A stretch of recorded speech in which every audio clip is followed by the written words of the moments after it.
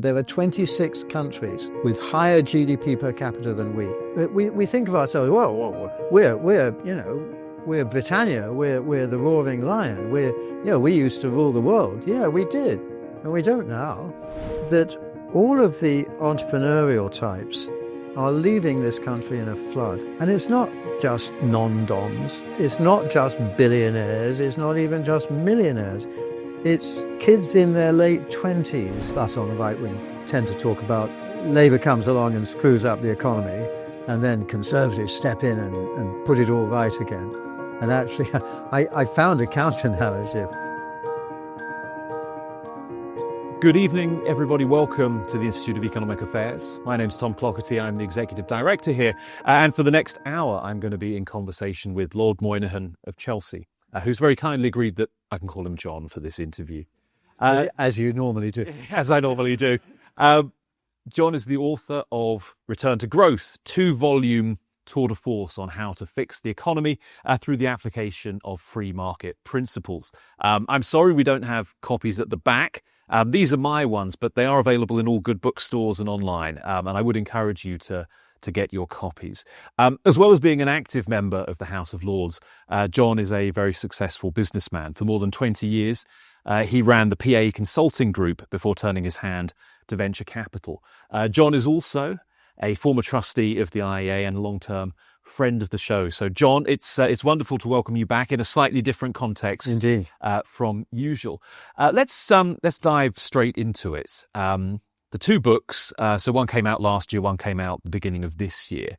What's the backstory? What made you want to sit down and write sort of close to 1,000 pages once you put it all together? How did it come about? Well, Tom, as you know, there's been an awful lot of talk about growth, but particularly if you take this new Labour government, but also in the last Conservative government, there were very few theories espoused or targets articulated as to what to do to create growth, and I found it very frustrating. And the genesis of these books was actually right here in this building, where some of us were talking about it, and we determined that I'd write a 30-page pamphlet, a sort of pop introduction to growth. And the trouble was that at the time, the IEA had James Forder as its academic director, and he's quite a stern Oxford professor who doesn't go for half measures. And when I shoved in what had by that time turned into a 60-page pamphlet, he was, well, yeah, but you haven't talked about this, you haven't talked about that, and you haven't proved the other. And, you know, he was pushing an open door, because I felt much the same about what I'd so far got to. And gradually it grew by topsy, and then somebody, I don't know if it was somebody here, maybe it was even James, said you should turn this into a book. And then as we went on, it was too big for one book, so it turned into two books, which is quite convenient because, as you were saying to me recently, Tom, that they're two really quite different thoughts about growth. And in the end, it was 18 months of writing and researching and 6 months of publishing, and here we are. Here we are. Yeah. And you said the books are slightly different, and I certainly got that when I read them. The first volume seems to me to be sort of the think tanker's tome. It's very much about the practicalities of policy, and you've got a lot of economic modelling and costing in there. Yes. The second one is much more philosophical, right? It's about the foundations of the Did one come easier than the other? I think the second was really quite easy to write because it was the usual stuff. But although the first book talks about the three devils, as I call them, that prevent growth: government too big, taxes too high, regulation too proliferated. And I did find that there was a lack of anybody. Well, there were a couple of good guys who'd written up quite a bit of it, but nobody had really pulled it all together and then turned that into, okay, so what do we need to do in this country? Obviously, the second volume, which talks about free markets, free trade, and sound money, Hayek wrote about all that stuff, and free market, Adam Smith wrote about, and so forth. So I was leaning heavily into the masters when I wrote this stuff. I think I got an interesting story about sound money, because in researching it, I found that quite amusing, really. We all talk about, or us on the right wing tend to talk about, Labour comes along and screws up the economy, and then Conservatives step in and put it all right again. And actually, I found a counter-narrative that said that since the Second World War, successive Conservative chancellors of the Exchequer had gone in for some variation or other of the dash for growth. And whether it was Peter Thornycroft or Reginald Maudlin or Barber or even the much revered and loved Nigel Lawson, they all opened up the economy, mostly by lowering taxes or by sparking a credit boom. But then when growth took off, they had a problem. And what I found was, weirdly, the major problem was that they were trying to fix the exchange rate. And you can't do both. You can't go for fixed exchange rate and an accelerated rate of growth because one impacts the other. And so in defending the exchange rate, their boom always crashed. Whereas, one of the theories I come up with there is that if you get everything else right, the exchange rate will take care of itself. And that was one of the big insights of the early Thatcher government, which everybody was amazed when they let the pound float. And when as a youth, I could only take £50 when I went abroad. Not that I ever had £50, but nobody could take more than £50 when they went abroad. And it wasn't until Thatcher's time that was abolished, and they suddenly discovered that all of that opened up all sorts of opportunities and capital flows and so forth. But then what happened with all these Conservative chancellors with their own version of the Barber boom, whatever, is that things sort of then went badly, and the poor old Labour government that succeeded them got most of the blame. So you'll all be far too young to remember Harold Wilson desperately saying to the television cameras, "The pound in your pocket will not be will be worth the same," or something, when everybody knew that was nonsense, when the pound had devalued and anything imported would cost more. So that's an example of a Labour government getting blamed. And poor old Dennis Healey, who I think was a very sound chancellor, having to call in the IMF, all on the back of the earlier Barber boom, and Wilson was on the back of Reginald Maudlin's dash for growth. It sort of gave me a different story that I had to pull in there. So it's a fairly equal opportunity bash at both major parties. I don't think we need to bother about the Liberal Democrats because they bash themselves. But I did discover a different story than what I had expected to find when I researched all of that. Yeah. So you say there's a really interesting bit. So it's the epilogue to the second volume where you talk about, and how do we do all of this? Yes. And I think you say the first thing is we need to convince people of just how bad it is and why. Yes. But let's focus on the how bad it is first. Yes. How bad do you think things are? And how sort of terminal is the patient's condition without some sort of radical intervention? Well, clearly, I don't think it's bad enough to have an angry mob demanding that Javier Milei be installed with a chainsaw, or indeed an Elon Musk with a Doge. in Parliament. That's not happening yet. But help is on the way, because we were debating today in Parliament the second reading of one of the worst parliamentary bills to go through Parliament in the past few decades, which is the Employment Rights Act. And it's absolute vandalism in terms of, you've got a government who say that their number one priority is to go for growth, but it is a sway that's now up to 300 pages, and it's going to get bigger. It's quite funny. They promised that they'd introduce this bill within 100 days of power. And so they introduced a bill that they'd only written half of. It was only, I think, 120 pages or something. Only. And they've added, I think, 160 amendments themselves, the Labour government, since, and it just keeps growing like Topsy. And obviously the opposition will be adding in lots of amendments too.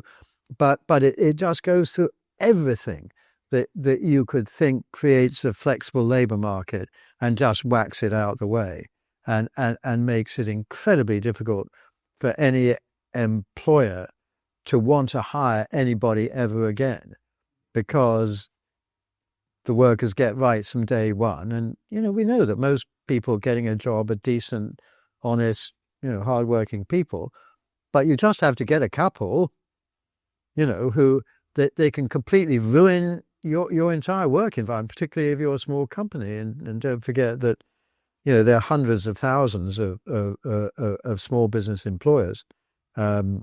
I don't mean small business. I mean, employers with small businesses who are just terrified that the unions are going to be allowed to go into the smallest business, and the employer is not allowed to stop them in any way without really an invitation. They can just come in and start making life difficult for you. I don't know if any of you heard of this phrase, the banter ban. So Toby Young made his maiden speech today on that topic, and so did a couple of other lords.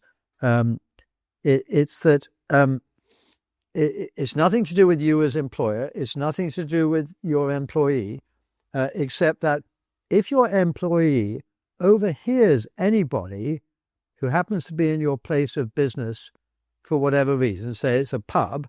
So if your employee hears a couple of people bantering about something and is offended, they can sue you.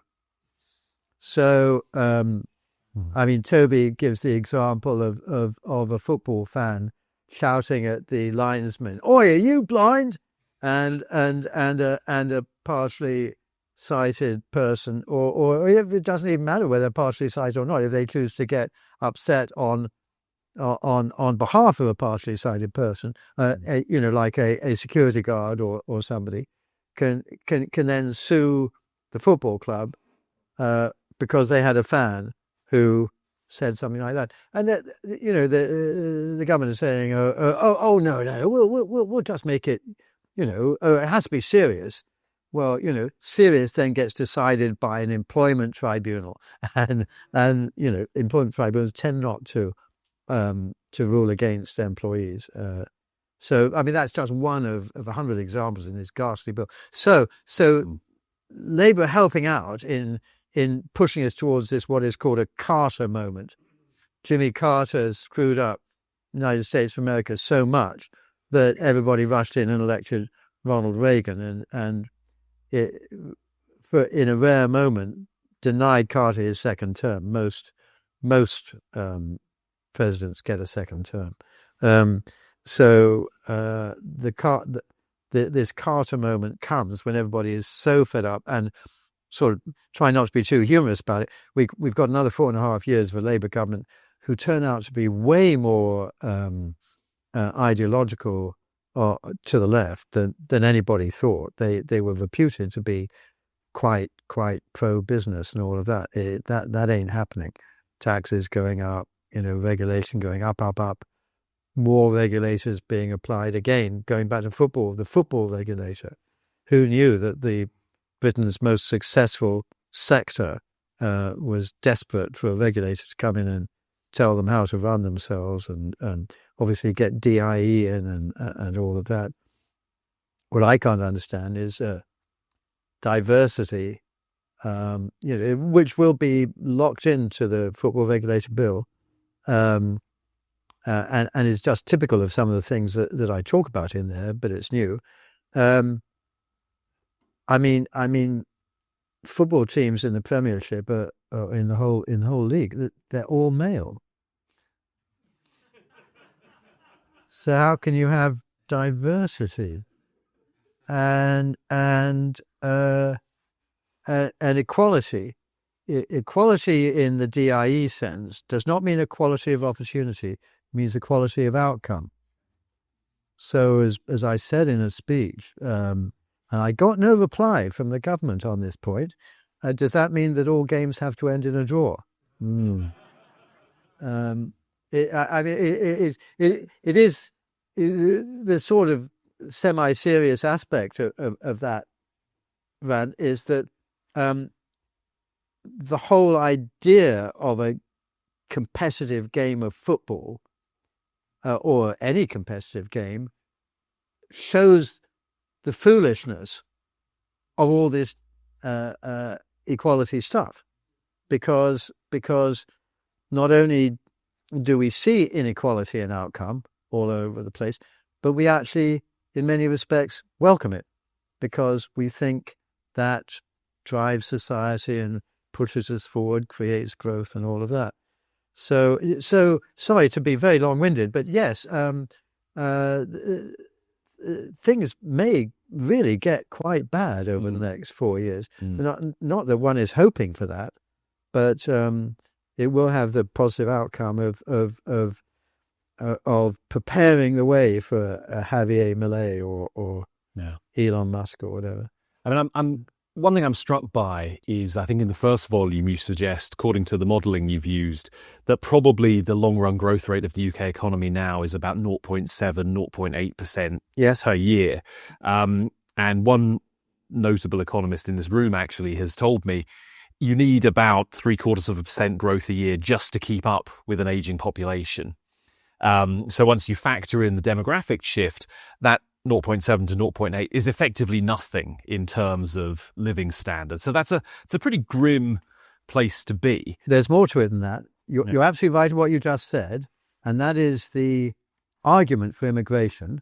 Right. So that you can get that 0.7% growth a year, which is about what we've got right now.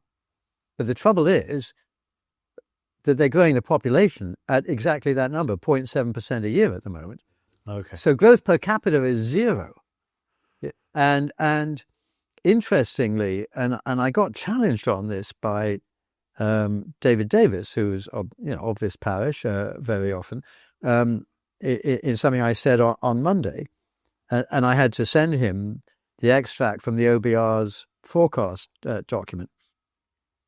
The OBR, to assume we'll get that kind of growth, because that's all they're saying now, assume that every immigrant will get a job, and no immigrant will bring any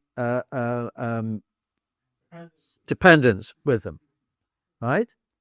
Now, we've just seen something about there's 1 million immigrants on welfare right now. That was last week.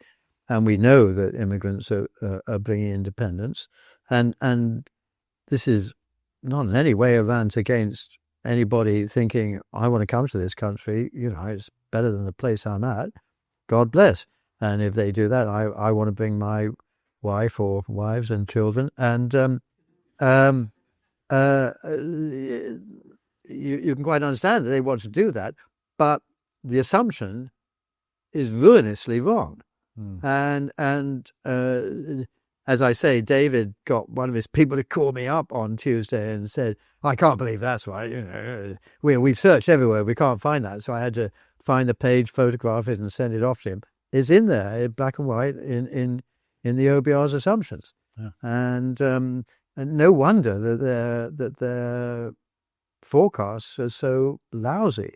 But what it all ends up with is I believe, negative growth in GDP per capita, which is indeed basically what's happened for the past 15 years. Yeah.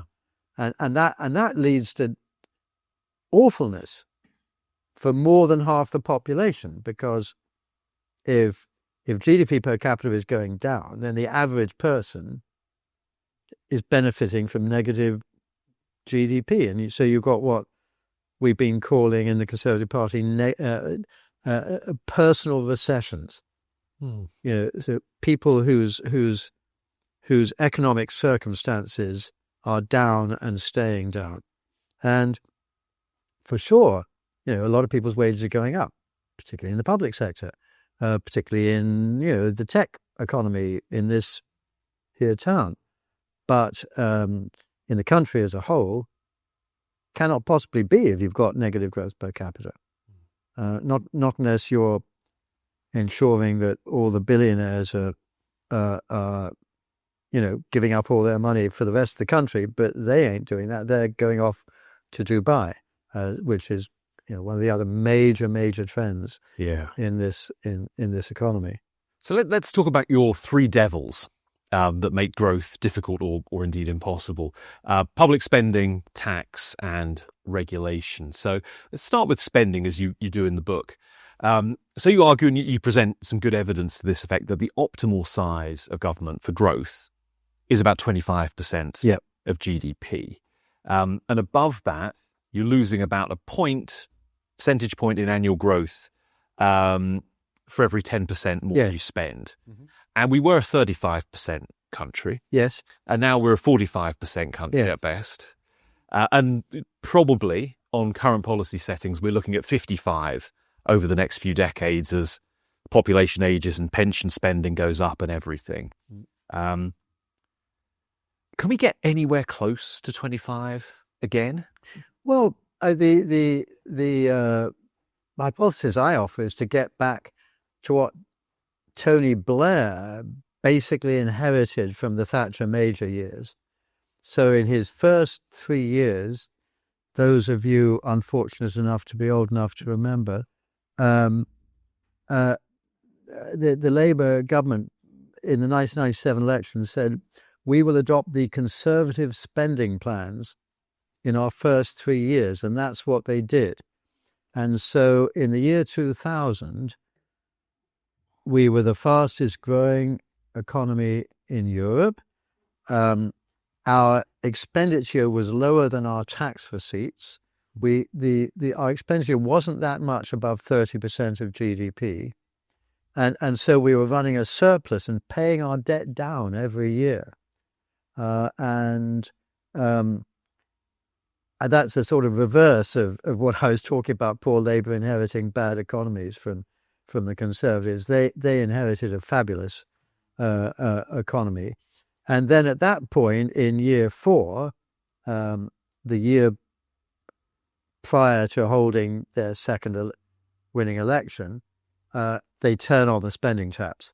And the spending taps just go up and up and up until the disaster of 2008. Excuse me.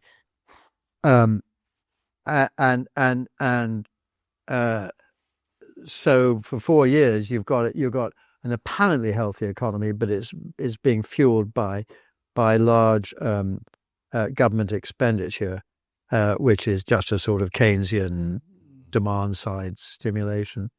But if we could just get back to those first few years of the Blair government, we would be doing fine, and we would have healthy growth of about 3% per annum, which is way beyond, Tom, your what we need for the aging population.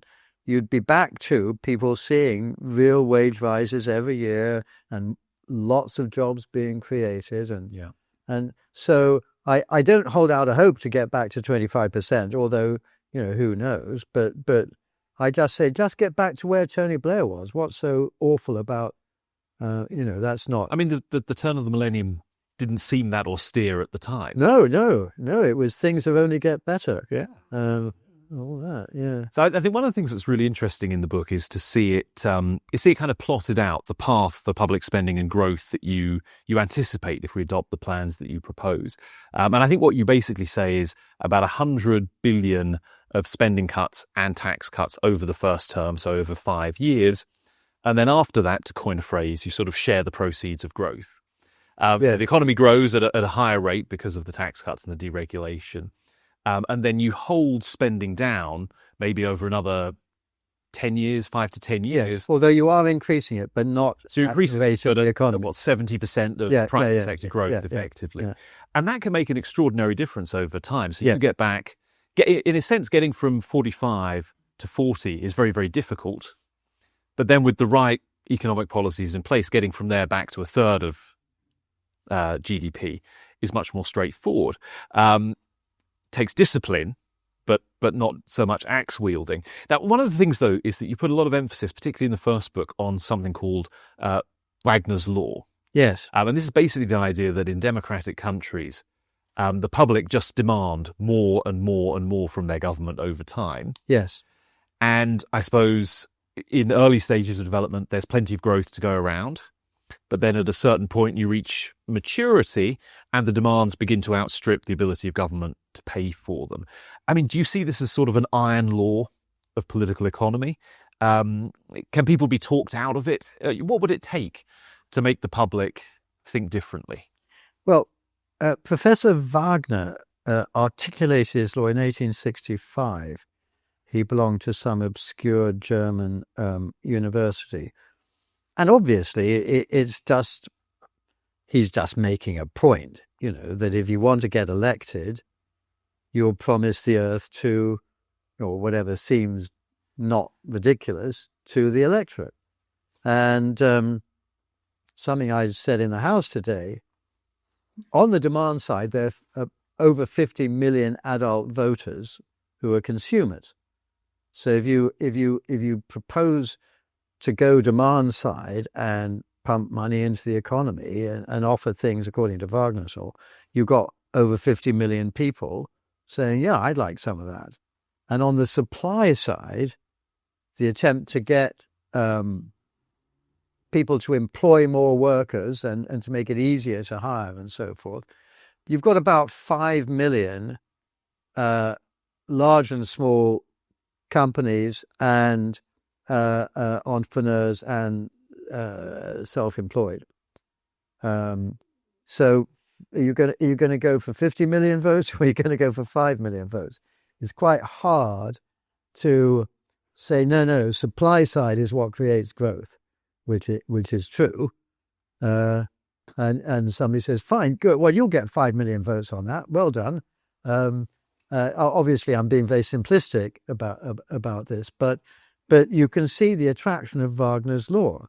Now, as against that, you hope for people's common sense, which says, no, you know, I know that they might phrase it as there are too many scroungers, or, just pouring money into the NHS doesn't seem to be having any positive effect, and all of that. And they start saying, well, there must be a cleverer way of doing it, which could be a much cheaper way of doing it. And I mean, we are now coming into a really weird post-COVID world where there's so many people going on the sick. And these are students who, the day they leave university, sign on as disabled in the sense of stressed or whatever, who feel that they can't get a job. And so it's ranging from that, all the way through to people who have been out of work for quite a while, people who are going off work. And the question is, you can't deny the feelings of these individuals and the difficulties they're having, but it's thousands every week signing on. So now we're going into millions of people who we're having to pay benefits to. And that's the latest iteration of Wagner's law, which is, I don't want to work. I'm not going to get much from you in terms of benefits, but I'd rather be like that than have to go to work every day and have all the stress of having a boss and being told off if I don't turn up on time. So I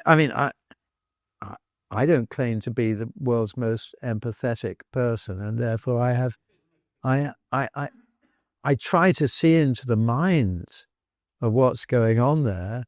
I know I was, when I was young and gormless, I said I'd never get a straight job in my life, and I'll scrimp around and just have fun.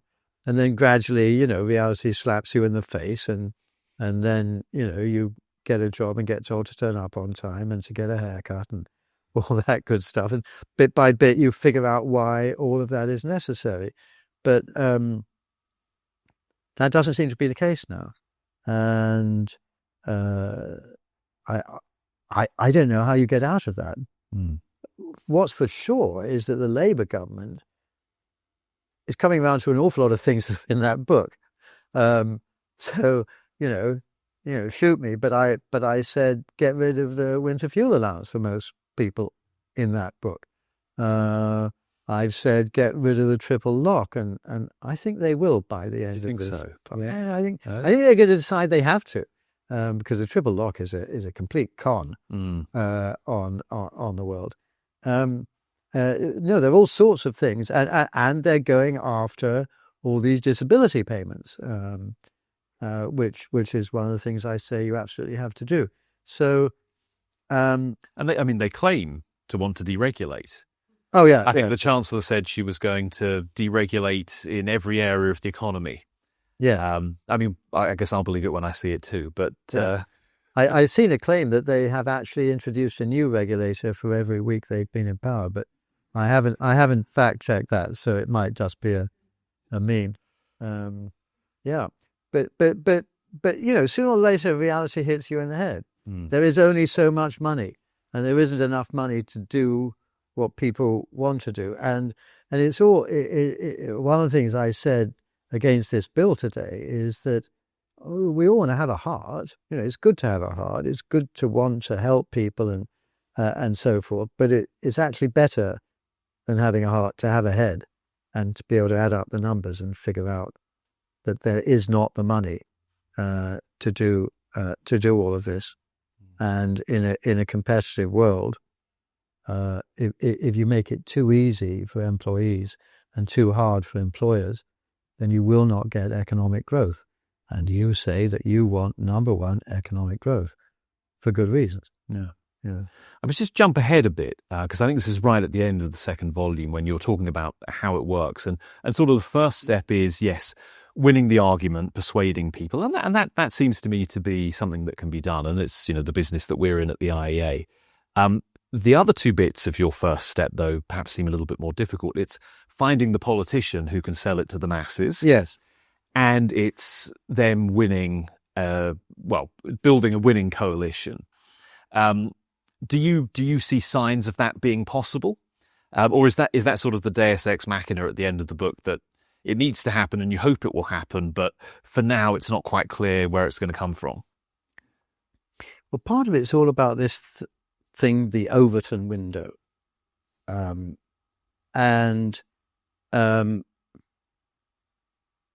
Politicians from all parties were slaves to the Overton window over the past decade.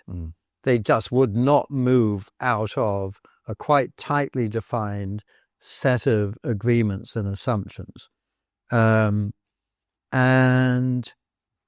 that's rapidly changing when you look at what's happening in America, when you look at what's happening in Argentina. And you're beginning to see politicians loosening up here.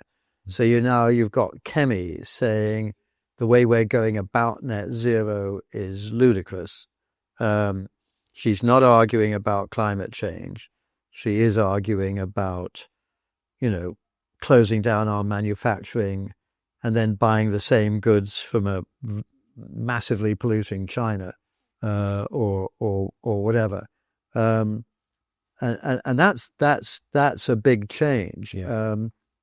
Fracking was, oh dear, earthquakes. teacups rattling in your living room, and bit by bit, that's coming to be seen as really quite important for this country. Interestingly, last week, I don't know how many of you know this, we did have some fracked gas wells in this country.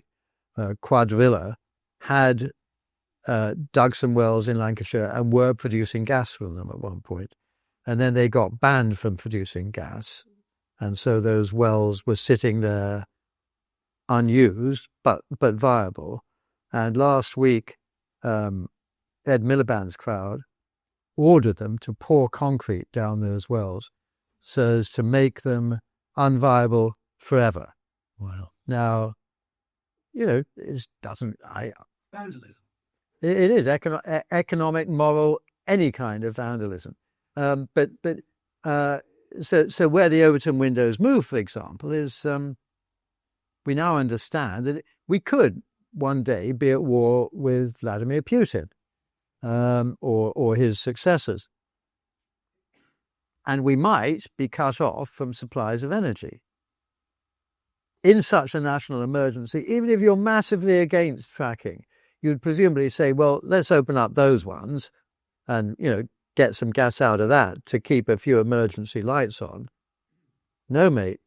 Now the cement's gone in, never usable again. So both the Overton window changing so that people will start shouting out, that's vandalism. But at the same time, you've got ideologues on the other side of the argument who are still behaving appallingly. But things do change. And who knows who might turn up to... And it is energy regulation. I mean, you point to energy regulation as being one of the sort of the biggest example of dirigism in the British economy. So the government trying to direct things and causing a mess as a result. Yeah. Is that the most important area of deregulation for you, the one that would have the most growth impact? Yeah, I do. I guess there's some competition. Well, for sure. I mean, the whole thing about energy, we have the most expensive electricity in Europe, as some people say in the world. I haven't looked, but it's definitely in Europe. 33 cents per kilowatt hour or megawatt or whatever it is. Sort of whereas US is like 1/5 of that. But we're more expensive than anywhere in the rest of Europe. And that's partly because of our mad net zero. And the interesting thing is that the mad net zero lot say the cost of renewals going down all the time, going down. Unbelievable. Less and less expensive. Solar, wind, less and less expensive. Funny thing, every time you add more renewables into the mix, our price of electricity goes up. So if the cost of renewables is coming down, why is our cost of electricity going up? And in fact, when you look at it, this allegation that the price is coming down is complete nonsense. They're just looking at completely different numbers and excluding all of the subsidies and green credits and so on. But what has happened as a result of us having the most expensive energy in Europe is that our manufacturing is closing down bit by bit by bit. And some of our, larger employers are just going out of business because they can't afford with this price. It's not the only problem, but it's a major problem with this price for electricity. They just can't afford to produce in this country. And it goes off to other countries.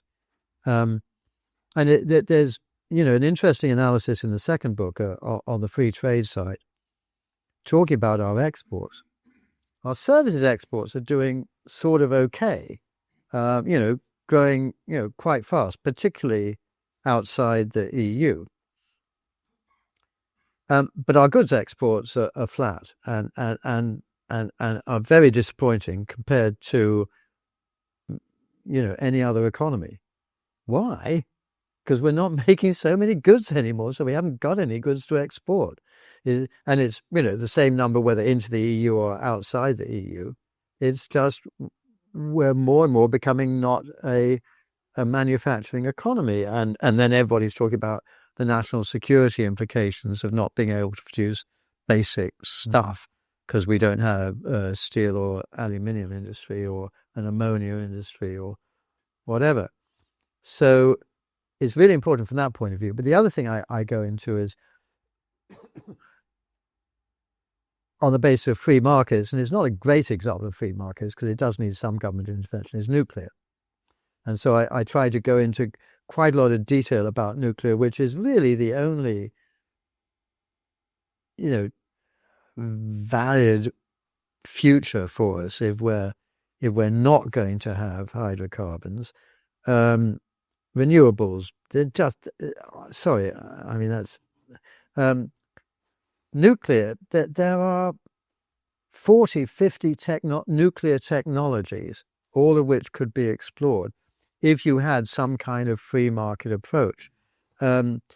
South Korea is able to build just a conventional nuclear power station at a fraction of the cost that we do, because an enormous proportion, well over half of our costs are due to the regulatory burden of building nuclear.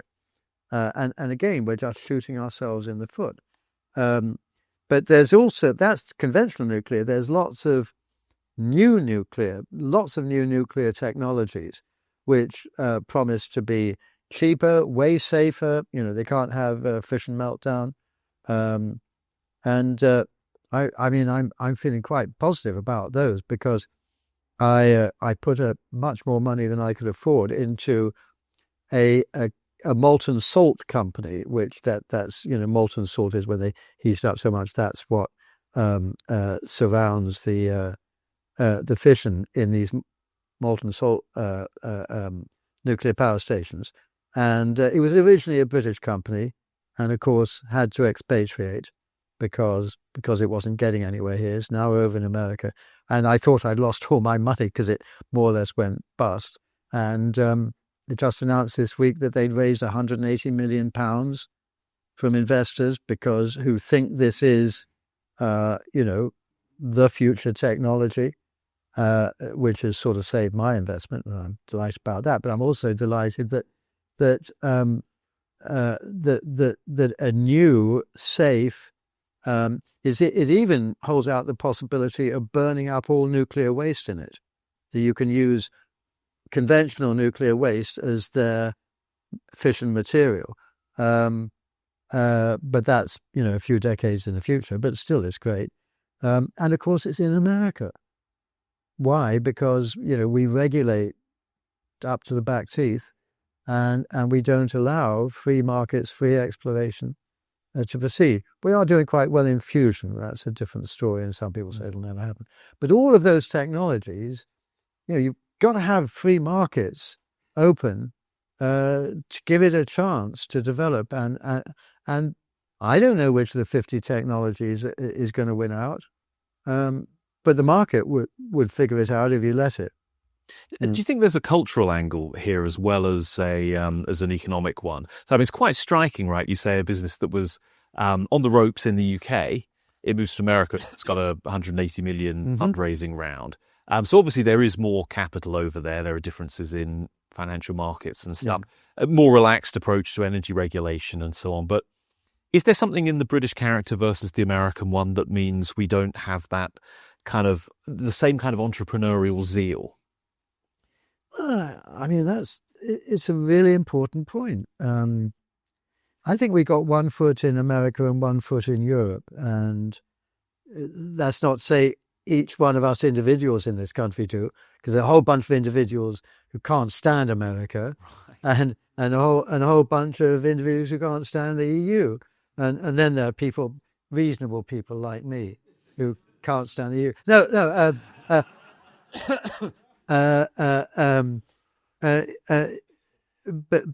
But so, we're cautious and regulation oriented in one part of our minds and quite adventurous in the other. And the real worry I have, and I don't think anybody understands this, and I've researched it as much as I can, that all of the entrepreneurial types are leaving this country in a flood. And it's not just non-doms, although I think that was an act of economic vandalism to force them out. It's not just billionaires, it's not even just millionaires. It's kids in their late 20s who are earning 120,000 in the city and who can make that 150,000 somewhere else in New York or Dubai. And in Dubai, they'll be paying, a quarter of the tax. It's just people who are fed up and say there's no opportunity for me here and are going off. It's hairdressers. And people laugh when I say hairdressers, except that the other day I said hairdressers in a talk I was giving, and somebody came up to me and said, yeah, my hairdresser's just gone off to Dubai. I was really indignant about it. And another chap said to me, a very rich fellow, that he called up the top-end movers because he was just moving out of the country. And he said, I got to get out before this budget just in case it whacks me. They said, sorry, but you have to join the line. We've got so many people moving out of this country that we can't even attend to your needs for a couple of months. But I mean, that was a rich one. But in other words, the movers are getting business. But it's the concierges and butlers who work for rich people. They're all going to Australia or Monte Carlo or whatever. Just all of our most entrepreneurial types, who I would argue to you, and you can agree or disagree, are the types who would sort of like America more. They're leaving, and we're replacing them with people who aren't getting a job, all of them, and who aren't coming alone and without dependents, and who are certainly not, in general, people who are going to start up businesses that grow and employ people and so forth. So I think that's a big worry, is our national character gradually changing if we have a huge flood of entrepreneurial types leaving. Yeah. One of the things that I think is a really valuable contribution in the books is that it's not just words, there are numbers in there as well. And so you have some long-run growth modelling. And just to really simplify and round up, we're sort of a 1% a year growth economy at the moment. Mm-hmm. You suggest that cutting taxes or cutting spending, which allows you to cut taxes, that could get us to be a 2% a year economy. And then if you deregulate quite radically, that gets you to 3%. Yes. So they're roughly equal, the fiscal side, yes. the regulatory side, yes. in terms of their contribution to growth. It's a straightforward question, probably without a straightforward answer, but which of those things do you think is going to be harder to achieve? The Overton window argument would say that the regulatory is much more difficult because you've just got this hundreds of quangos, regulators, really cemented in. And there's a whole discussion going along. Douglas Carswell had a crack at this the other day. Trump signing 100 presidential findings, whatever it was. We can't do that. But Douglas was talking about orders in council. But in fact, you've got all of these things, like apparently trivial things like the ministerial code, like the civil service code, obviously the ECHR and the Equalities Act, all these things surrounding and wrapping up the ability to get in and attack the regulators. Very, very difficult to get at them. And many of the regulators are so-called independent regulators. Now, what does that mean? Does that mean we are exempt from democratic pressure? You politicians can't get at us. We're independent. Well, that would be rather weird if you believe in democracy. But where am I going? This you're saying which is more difficult? then the Overton window changes, and Trump signs an order saying all EDI activities are now banned in every government enterprise. So in the whole of the public sector, it's not great in the private sector either, but they should be able to take care of themselves. The whole of the public sector, just about every enterprise has a large group devoted solely to diversity. So take the Metropolitan Police. There's a report recently that there's a large diversity group inside the Metropolitan Police, most members of which have never done any policing. They've joined into this group, and they're getting promoted quite rapidly. Eventually, they come out in the higher echelons of policing, but they've never done any frontline policing, and there are a lot of them now. If it were possible, and you'd have to change a whole bunch of laws to make it possible. If it were possible, okay, so that's Metropolitan Police. There are 42 other police forces, each with their group. There are all the hospitals and NHS trusts with their group, and they're, on and on and on. If it were possible to just say, gone, we don't talk about that anymore.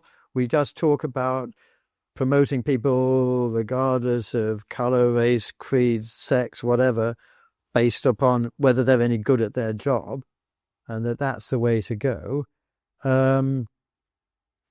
You get rid of a whole bunch of regulation and free up those entities to do what they're there to do, policing, medicine, whatever, and you get rid of a whole bunch of costs at the same time. Quite a lot of costs, because don't forget, there are thousands of new civil servants, public sector employees every week. Yeah. It doesn't stop. They keep going up, and the cost is quite high. So that's an example of, if the Overton window changed dramatically, and if you found a way through, then maybe you could be a bit more like what they're doing, for good or ill, in America.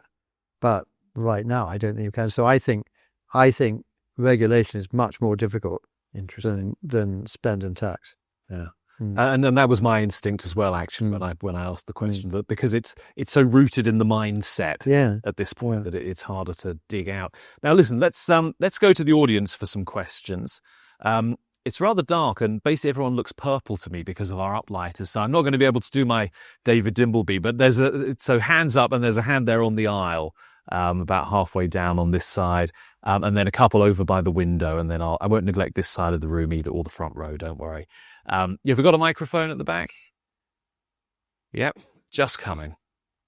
Funnily enough, since I mentioned David Dimbleby, there's a great new, I don't know if you saw this, John. Yeah, about the IEA. Yeah. So the first episode of a new... And he didn't mention the book.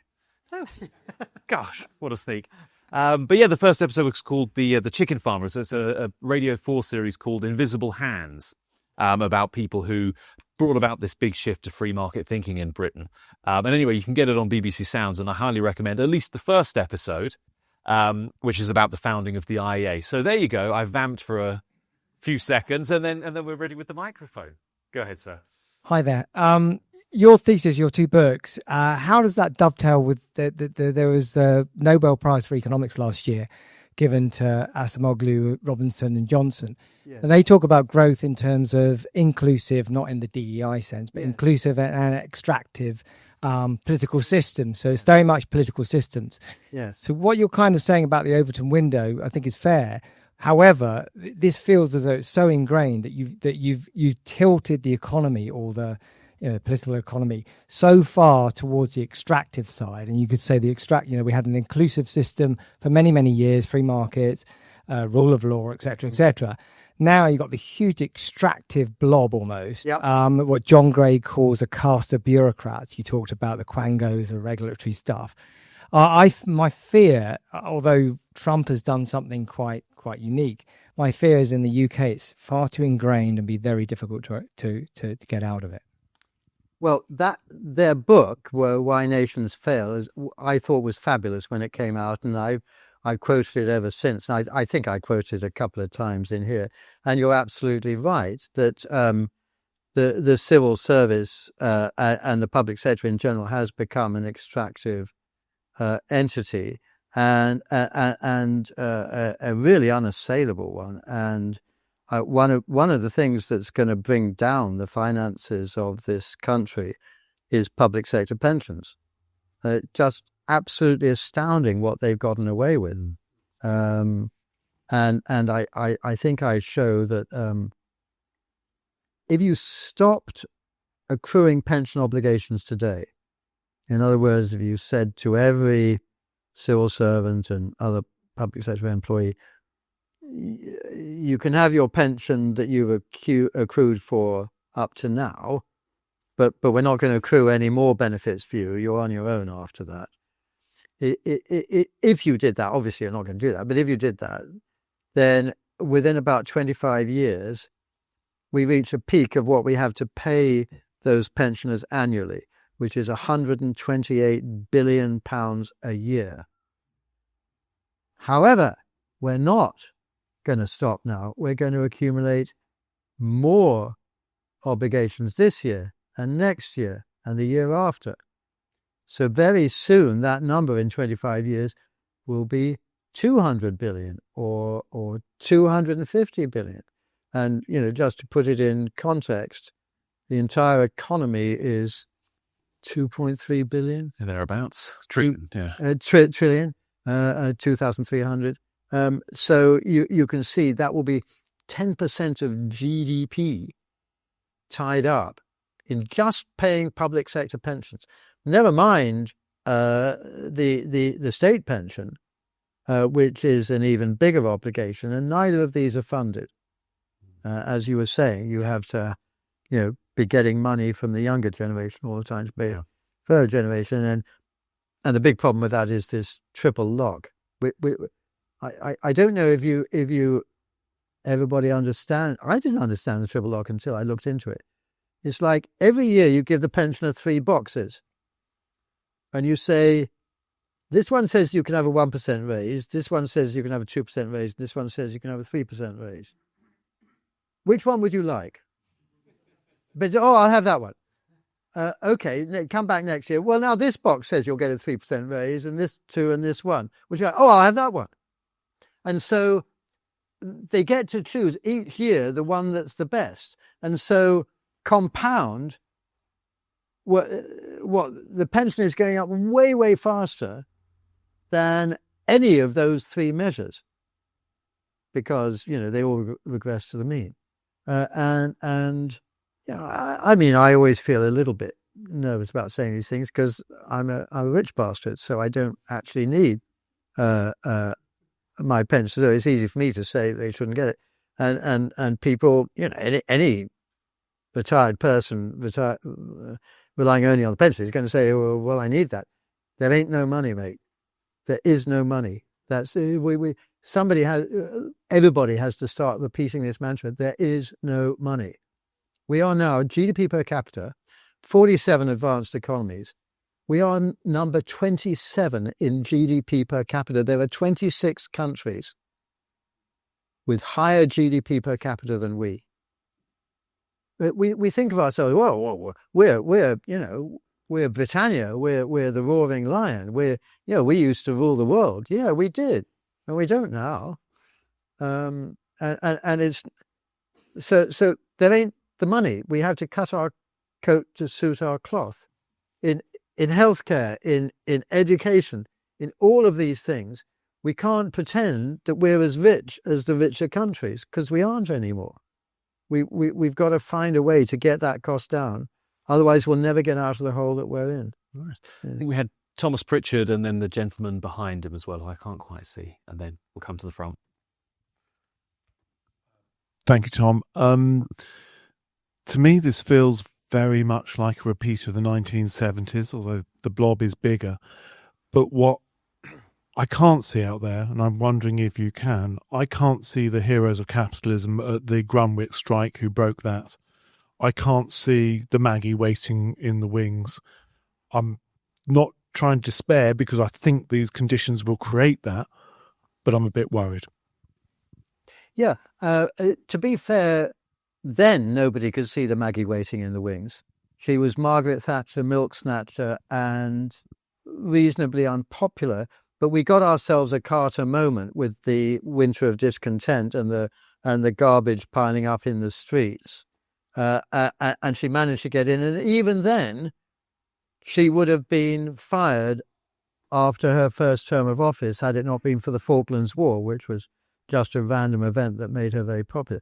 So who knows what the future brings? But yes, I got invited to a rather grand dinner party. It's about the only one that grand I've ever been to. I just want to make you all jealous.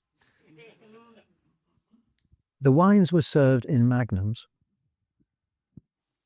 and the champagne was served by two waiters walking one behind the other.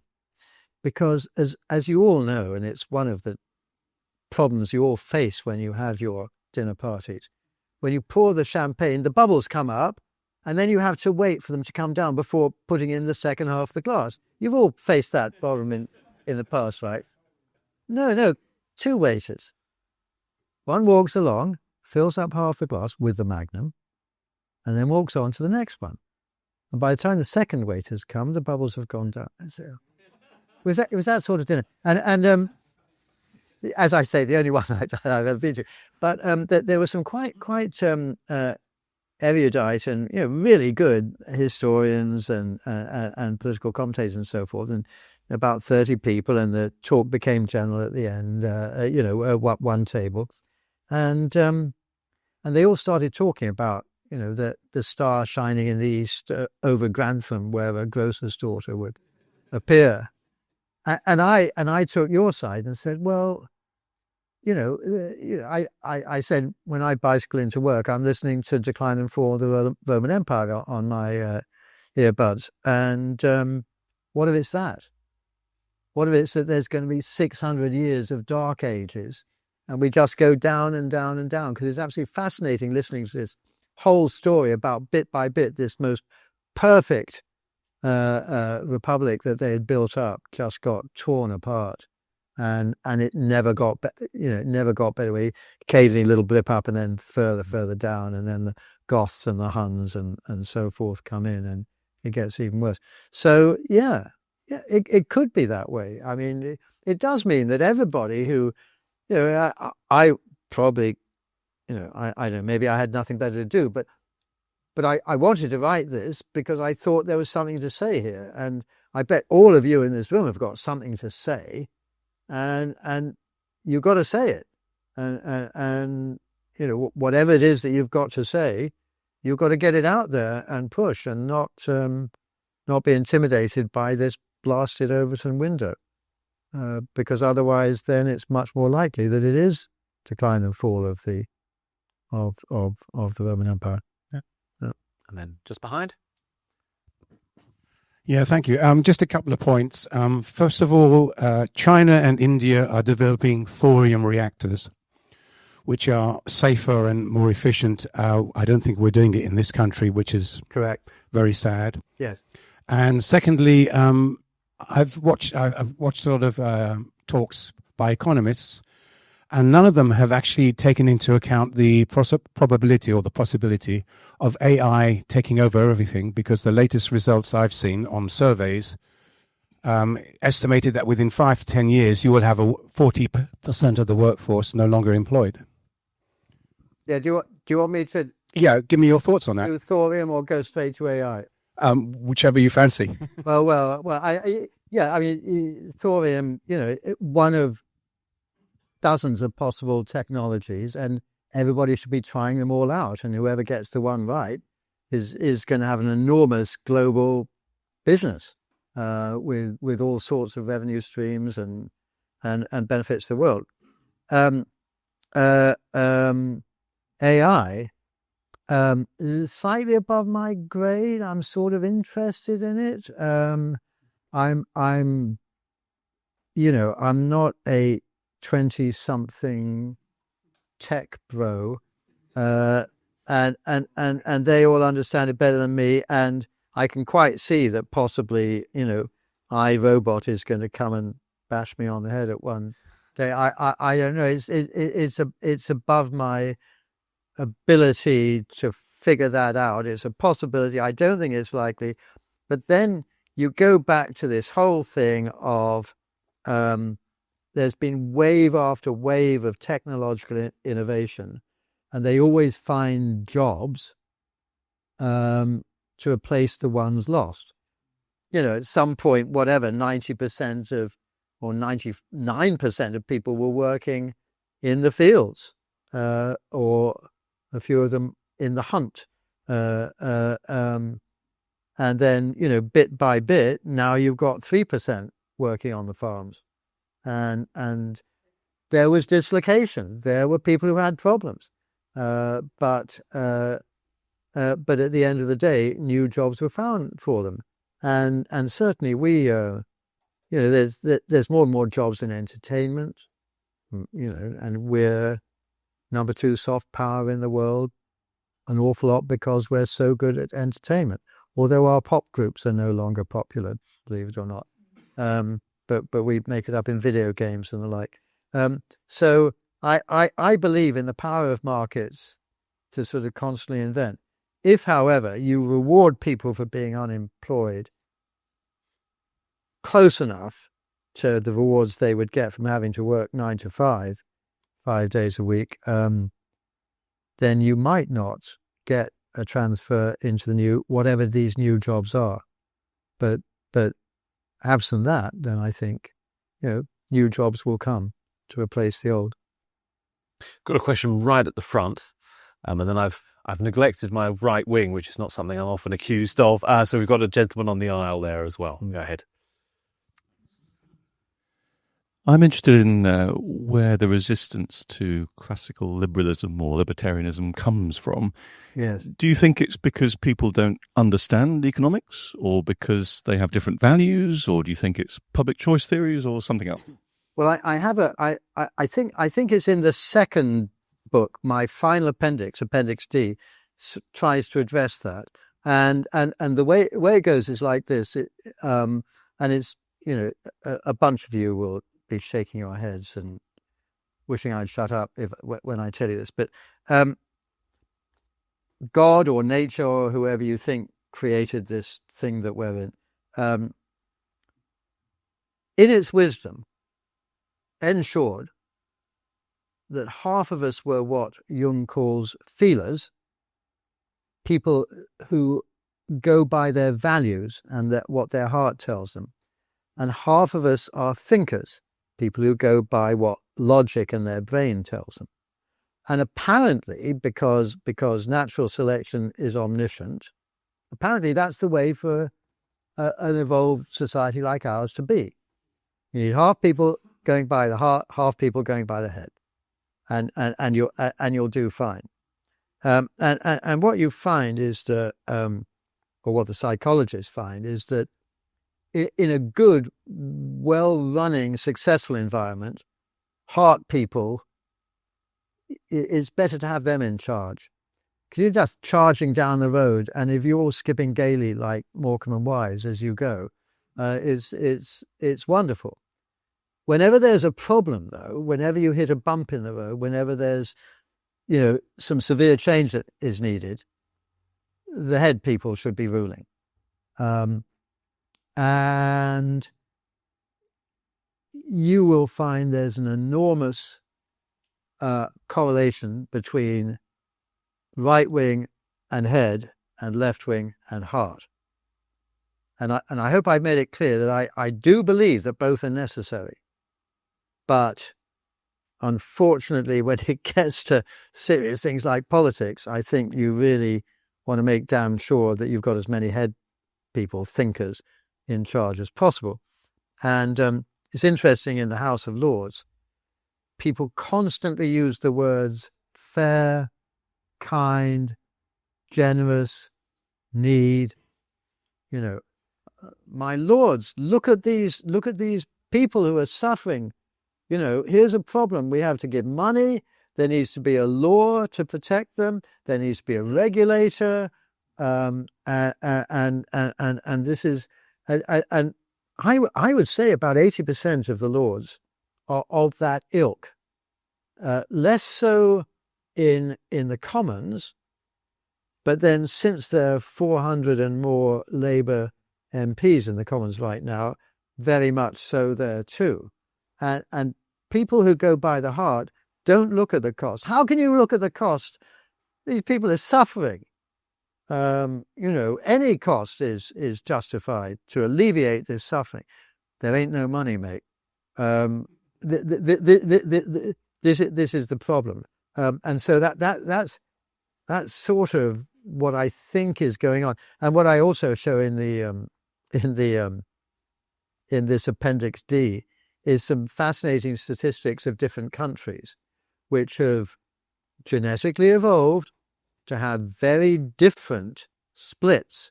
So Chinese are 60% thinkers and 40% feelers, or maybe even more. I can't remember. It's in the book anyway. Russians, the same. And nobody's ever pointed this out. And amazingly, French, they're all feelers.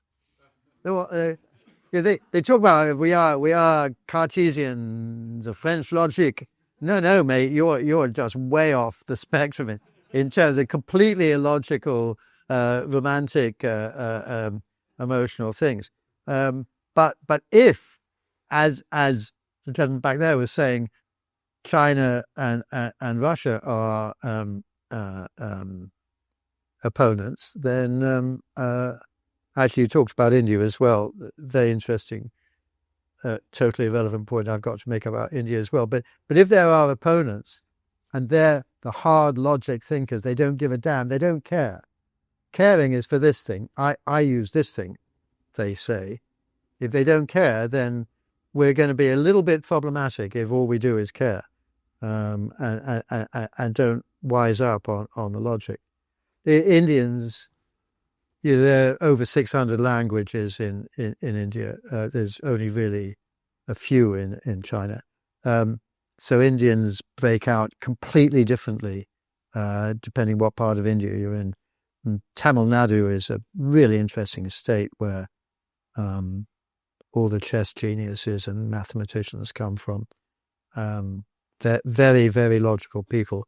A lot of them have gone to work for Elon Musk, believe it or not, in California and Texas. Anyway, yeah. You described the three devils, as I think you call them in the book, as something like slow-acting toxins that, given enough time, other things being equal, they're going to have negative effects. However, the more we get away from 2008 and the great financial crisis, it seems like that was a switch moment. So most famously, I think, you can see that the trend in productivity just flipped at that point. But other things too. I saw a fascinating graph just this week showing that was the moment that electricity supply in the UK changed trend and has been downward ever since. So what do you think happened in 2008 that made it such a switch moment? Well, I have I don't think particularly popular view of what happened in the so-called Great Financial Crisis in the UK.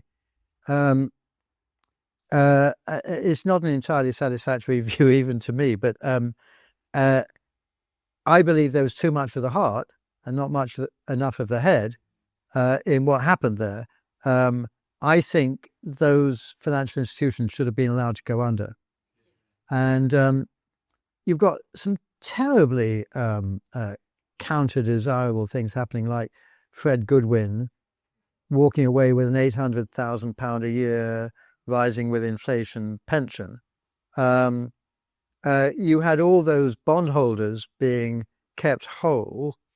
This was more the case in Ireland than here, but I think it was the case here as well, that a lot of those bondholders were German bondholders, and Germany at the time was really quite powerful and made it damn clear that they were going to get every penny of their bonds back. So Ireland had to impoverish itself completely by bailing out those banks. So you created and allowed to rule enormous moral hazard in terms of failing to have people suffer the consequences of their failure to do due diligence and so forth. Now, even Northern Rock turned out to be, I believe, profitable at the end of the day.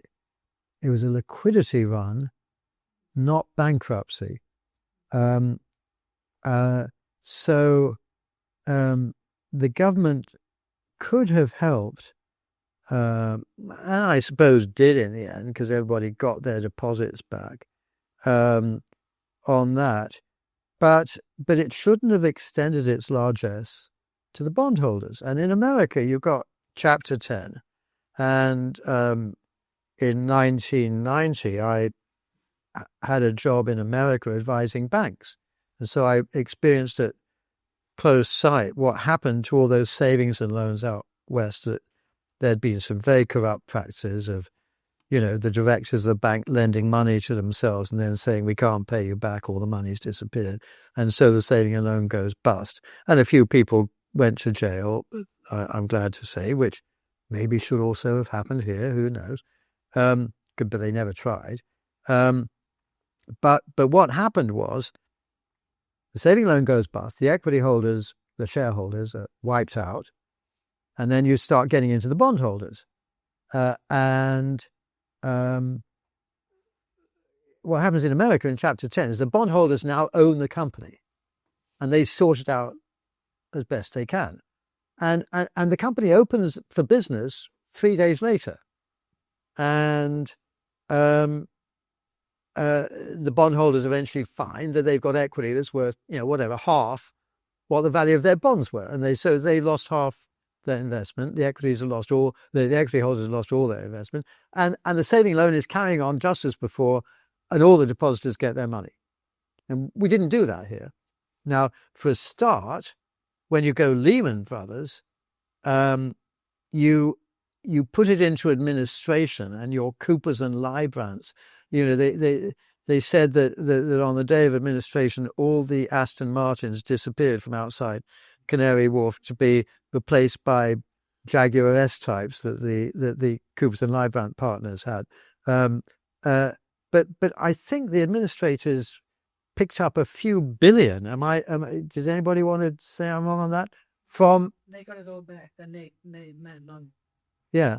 And how long did it take? It's a couple of years. But but it was a huge number of years. They were buying the debt on like 10 cents on the... Yeah. And they got it, it wasn't like what I described, where the saving loan is open for business 2 days later. And I think we still desperately need that in the UK in order to free things up and move things along. And you don't want a couple of billion spent on bean counters who are incented to spin it out for as long as possible. My apologies to any bean counters in the audience. Yes. Yeah. Well, John, I think unfortunately we're going to have to leave it there. Predictably, we haven't covered everything in both volumes, but I guess that gives everyone a strong incentive to go out and buy the books. So, go to your favourite bookshop, go online, buy the books. While you're there, you can sign up for the IEA Substack at insider.iea.org.uk. You can even become a paying subscriber if the fancy takes you, and subscribe to our YouTube channel, where this event and this conversation will appear in due course. But for now, it just leaves me to say, John, thank you so much for such a stimulating discussion tonight. Really happy to have you here. Thank you all for...